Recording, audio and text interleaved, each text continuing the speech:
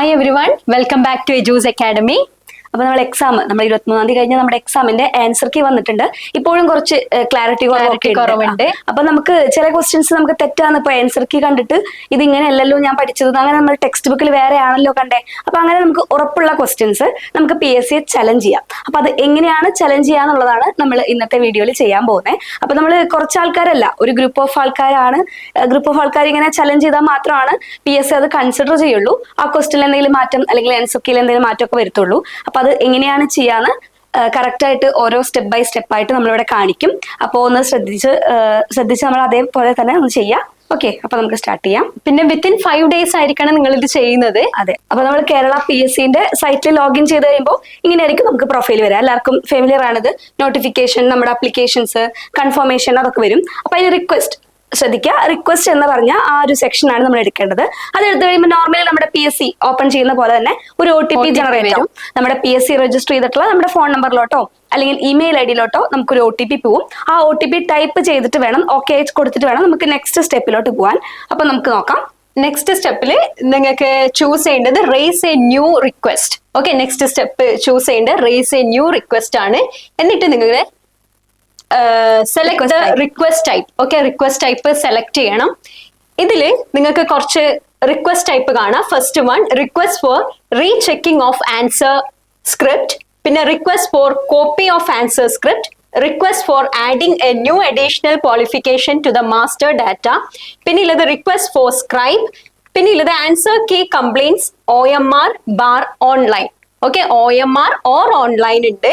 പിന്നെ answer key complaints eligibility test. Okay, ഇതിൽ നമ്മൾ ചൂസ് ചെയ്യേണ്ടത് ഈ answer key complaints OMR or online. Okay, ഈ ഒരു ഓപ്ഷൻ ആണ് നമ്മൾ സെലക്ട് ചെയ്യേണ്ടത്. അത് ശ്രദ്ധിക്കണം. ഓരോ എക്സാമിനനുസരിച്ചിട്ട് ഇപ്പോ ആൻസർ കീ കംപ്ലൈൻസ് ആണോ അതൊക്കെ നോക്കിയിട്ട് OMR ഓർ ഓൺലൈൻ അത് നമ്മൾ സെലക്ട് ചെയ്യുക. ഓക്കെ, എന്നിട്ട് അത് പ്രൊസീഡ് ചെയ്യാം. അതൊന്നും കൂടി നമ്മൾ സൂം ചെയ്തേ ഉള്ളൂ. Answer key complaints. ഓക്കെ, അതിന്റെ ഫയൽ നെക്സ്റ്റ് വരുന്നത് നമുക്ക് ഓപ്പൺ ആയിരുന്നത് ഫയലെ കംപ്ലൈന്റ് ആണ്. ഓക്കെ, അപ്പൊ വിത്തിൻ 5 days ആയിരിക്കണം നിങ്ങൾ റിക്വസ്റ്റ് കൊടുക്കുന്നത്. പിന്നെ ഫയലെ കംപ്ലൈന്റ് എന്ന് പ്രസ് ചെയ്യാം. അതെ, നെക്സ്റ്റ് നമുക്ക് വേറൊരു സ്ക്രീൻ വരും. അതിൽ ഡേറ്റ് ഓഫ് എക്സാം. അപ്പൊ ഡേറ്റ് ഓഫ് എക്സാം കറക്റ്റ് ആയിട്ട് ഇപ്പോൾ ഇത്ര ദിവസത്തിനുള്ളിൽ ആ ഒരു എക്സാം നടന്നിട്ടുണ്ട്. 5 ദിവസത്തിനുള്ള എക്സാം ആ കാറ്റഗറി മാത്രമേ അവിടെ കാണിക്കുന്നുണ്ടാവുള്ളൂ. അപ്പൊ കാരണം 5 ദിവസത്തിനുള്ളിലേ നമുക്ക് ഫയൽ രജിസ്റ്റർ ചെയ്യാനായിട്ട് സാധിക്കുള്ളൂ. അപ്പൊ ആ ഒരു എക്സാം മാത്രമേ നമുക്ക് വിസിബിൾ ആയിട്ട് കിട്ടുള്ളൂ. അപ്പൊ നമുക്ക് 23-ാം തീയതിയാണ് നമ്മുടെ ഡേറ്റ് നമുക്കറിയാം. അപ്പോൾ നെക്സ്റ്റ് നമ്മൾ 23 നമ്മുടെ ഡേറ്റ് ഓർത്തിരിക്കുക. ജൂൺ 23 നമുക്ക് 7:15 എക്സാം കറക്റ്റ് ആയിട്ട് അതിൽ കാണും. ഓക്കെ, ദെൻ ഓട്ടോമാറ്റിക്കലി അവിടെ പോസ്റ്റ് വരും. അതിനുശേഷം നമ്മൾ ക്വസ്റ്റ്യൻ മീഡിയം ഇംഗ്ലീഷ് ആണ് അത് കൊടുക്കുക. ഓക്കെ, അപ്പൊ ഓരോ സ്റ്റെപ്പ് ഫില്ല് ചെയ്ത് വരുമ്പോഴാണ് നെക്സ്റ്റ് അടിയിലോട്ട് ഇങ്ങനെ നമുക്ക് വിസിബിൾ ആയിട്ട് വരുള്ളൂ. അതിനുശേഷം നമ്മൾ മീഡിയം കൊടുത്തതിന് ശേഷം ക്വസ്റ്റ്യൻ പേപ്പർ ഡൗൺലോഡ് ചെയ്യാനുള്ള ഒരു ഓപ്ഷൻ ഉണ്ട്. പിന്നെ ഇതാണ് വളരെ ശ്രദ്ധിക്കേണ്ട ഒരു കാര്യം. നമുക്ക് ക്വസ്റ്റ്യൻ പേപ്പറിൽ ഓരോ കോഡ് ഉണ്ടല്ലോ, ഓരോരുത്തർക്ക് ABC കോഡായിരിക്കും. പക്ഷെ നമ്മളിവിടെ ശ്രദ്ധിക്കേണ്ടത് ക്വസ്റ്റ്യൻ പേപ്പർ A കോഡ് വെച്ചിട്ടാണ് നമ്മൾ ക്വസ്റ്റ്യൻ നമ്പർ കൊടുക്കേണ്ടത്. ഓക്കെ, ചിലപ്പോൾ നമ്മുടെ B ആയിരിക്കും കോഡ്. പക്ഷെ നമ്മൾ ക്വസ്റ്റ്യൻ നമ്പർ ഇപ്പൊ നമ്മുടെ B കോഡില് നമ്മുടെ ക്വസ്റ്റ്യൻ നമ്പർ 10 ആയിരിക്കും. പക്ഷെ അത് ക്വസ്റ്റ്യൻ പേപ്പർ A കോഡില് 1 അങ്ങനെ എന്തെങ്കിലും ആയിരിക്കും നമ്പർ ഉണ്ടാവുക. അപ്പൊ നമ്മൾ ശ്രദ്ധിക്കേണ്ടത് എന്താന്ന് വെച്ചാൽ ഈ ക്വസ്റ്റ്യൻ പേപ്പർ ഡൗൺലോഡ് ചെയ്യാം. അത് നമുക്ക് ക്വസ്റ്റ്യൻ പേപ്പർ കോഡ് A ആയിരിക്കും. അതിൽ നമുക്ക് ഡൗട്ട് ഉള്ള ക്വസ്റ്റ്യൻ നമ്പർ ഏതാണെന്ന് നമ്മളിവിടെ കറക്റ്റ് ആയിട്ട് മാർക്ക് ചെയ്യണം. ഓക്കെ, അത് ഇവിടെ സ്പെസിഫൈ ചെയ്തിട്ടുണ്ട് question number as per A code. Okay, അതൊന്ന് കറക്റ്റ് ആയിട്ട് ശ്രദ്ധിക്കണം. അത് ആരും വിട്ടുപോകരുത്. കാരണം നമുക്ക് ഓരോ ക്വസ്റ്റ്യൻ പേപ്പർ കോഡിൽ വ്യത്യസ്ത നമ്പറുകളായിരിക്കും ഒരു ക്വസ്റ്റ്യൻ അല്ലേ. അപ്പൊ അത് പ്രോപ്പറായിട്ട് ശ്രദ്ധിക്കണം. ക്വസ്റ്റ്യൻ പേപ്പർ A കോഡിൽ ഏതാണ് നമുക്ക് ഡൗട്ട് ഉള്ള ക്വസ്റ്റ്യൻ എന്ന് കറക്റ്റ് ആയിട്ട് മാർക്ക് ചെയ്യാം. ഓക്കെ, ക്വസ്റ്റ്യൻ നമ്പർ ഒന്ന് നോട്ട് ചെയ്യാം. ഓക്കെ, നെക്സ്റ്റ് പോവാം. അപ്പൊ ക്വസ്റ്റ്യൻ നമ്പർ ഏതാണെന്ന് നിങ്ങൾ സെലക്ട് ചെയ്യാം.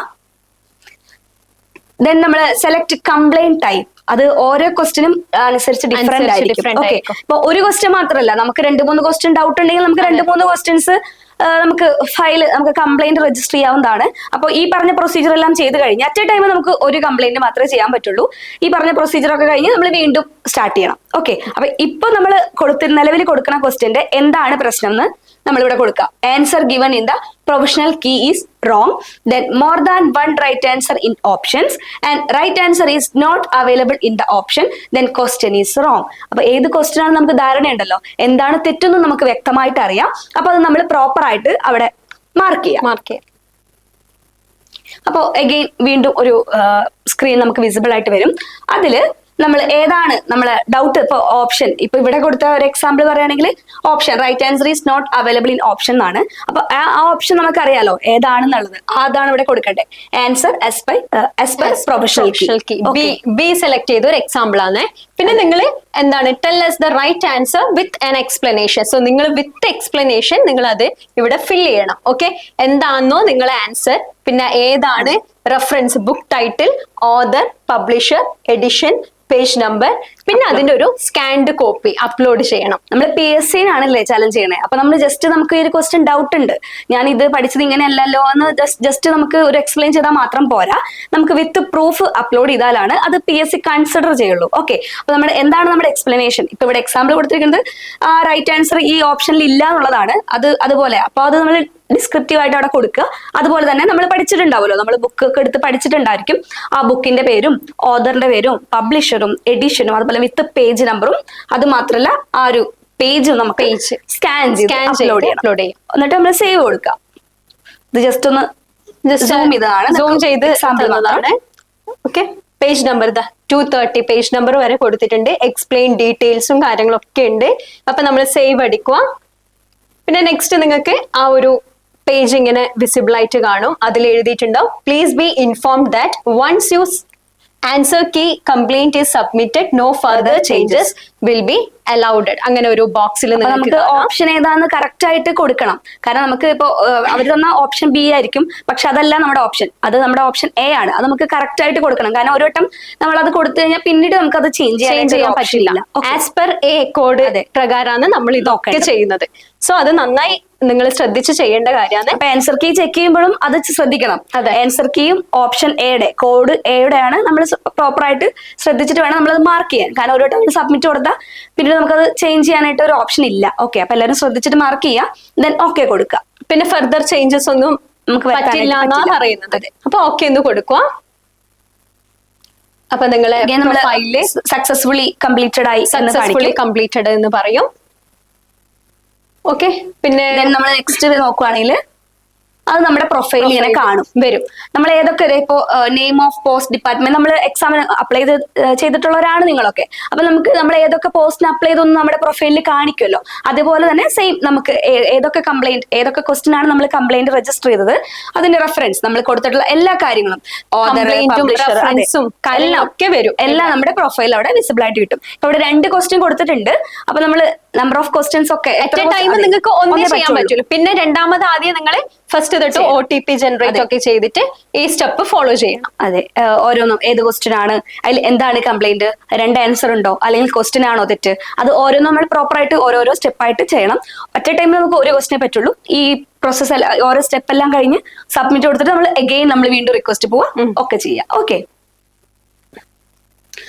അപ്പോ ഇത്രയേ ഉള്ളൂ.